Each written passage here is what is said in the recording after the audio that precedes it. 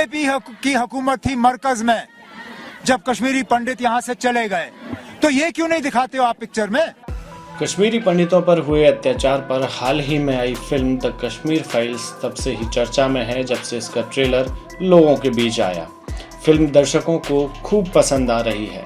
हालांकि इस फिल्म पर अब राजनीति शुरू हो चुकी है। पीएम नरेंद्र मोदी ने कश्मीर फाइल्स की तारीफ करते हुए इस पर न सिर्फ ट्वीट किया बल्कि बयान भी दिया। जिनको लगता है कि ये फिल्म ठीक नहीं हुआ, अपनी दूसरी फिल्म बनाए, कौन मना करता है? लेकिन उनको हैरानी हो रही है कि जिस सत्य को इतने सालों तक दबा करके रखा, उसको तथ्यों के आधार पर जब बाहर लाया जा रहा है और कोई मेहनत करके ला रहा है, तो उसको पूरी इकोसिस्टम लग गई है, पूरी इकोसिस्टम लग गई है।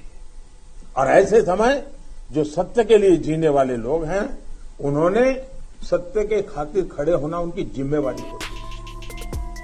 साथ ही गृह मंत्री अमित शाह ने भी फिल्म की ट्वीट कर तारीफ की, लेकिन इसको लेकर नेताओं का एक धड़ा कुछ अलग ही बातें कर रहा है। जहां कुछ राज्यों ने इस फिल्म को टैक्स फ्री कर दिया है, तो वहीं पश्चिम बंगाल की मुख्यमंत्री ममता बनर्जी ने इसे टैक्स फ्री तो नहीं किया, पर इशारों ही इशारों में ये जरूर कह दिया कि फिल्मों में बनावटी कहानी होती है, इसमें कोई सच्चाई नहीं होती, फिल्में पैसे कमाने के लिए बनाई जाती हैं। इसके अलावा छत्तीसगढ़ के मुख्यमंत्री भूपेश बघेल कांग्रेस के तमाम नेताओं के साथ रायपुर के मैग्नेटो मॉल पहुंचे और पूरा एक शो कांग्रेसी नेताओं के लिए बुक कराया और फिल्म देखी। फिल्म देखकर बाहर आए सीएम बघेल ने मीडिया से बात करते हुए कहा कि दिमाग बोझिल हो गया क्योंकि इसमें सिर्फ हिंसा दिखाई गई है। साथ ही उन्होंने कहा कि पिक्चर आधी अधूरी है, पूरा सच नहीं बताया गया, कोई संदेश देने की भी कोशिश नहीं की गई, इस फिल्म का कोई औचित्य नहीं है। आगे सीएम बघेल कहते हैं कि कश्मीर में जो आतंकवादी घटनाएं हुई उस पर बनाई गई यह सिर्फ एक फिल्म है जिसमें एक परिवार की घटना है। इसके बाद उन्होंने फिल्म के डायरेक्टर और सेंसर बोर्ड पर तक सवाल उठा दिए। वहीं जम्मू कश्मीर के पूर्व मुख्यमंत्री और नेशनल कॉन्फ्रेंस के नेता उमर अब्दुल्ला ने मीडिया से मुखातिब होकर द कश्मीर फाइल्स पर सवाल उठाते हुए कहा कि पिक्चर में तरह तरह के झूठ दिखाए गए हैं। मैं तो उस फिल्म बनाने वालों से सिर्फ इतना जानना चाहता हूँ, क्या ये डॉक्यूमेंट्री है या क्या ये कमर्शियल फिल्म है? अगर ये डॉक्यूमेंट्री है तो फिर हम मान के चलेंगे कि इसमें जो आपने दिखाया सही दिखाया है, लेकिन फिल्म बनाने वाले भी कहते हैं कि it is based on reality but it is not a documentary.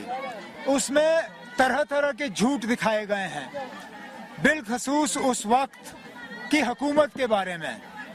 हकीकत ये है कि जब ये वाक़ये हुए, जब कश्मीरी पंडित यहाँ से निकल गए, उस वक्त फारूक अब्दुल्ला वजीर आला नहीं था, उस वक्त गवर्नर राज था, जगमोहन साहब गवर्नर थे, वीपी सिंह साहब की हुकूमत थी। और वीपी सिंह की हुकूमत के पीछे कौन खड़ा था? बीजेपी की हुकूमत थी मरकज में जब कश्मीरी पंडित यहाँ से चले गए, तो ये क्यों नहीं दिखाते हो आप पिक्चर में? उमर अब्दुल्ला का कहना है कि उस समय कश्मीर छोड़कर जाने वालों में सभी मजहबों के लोग शामिल थे।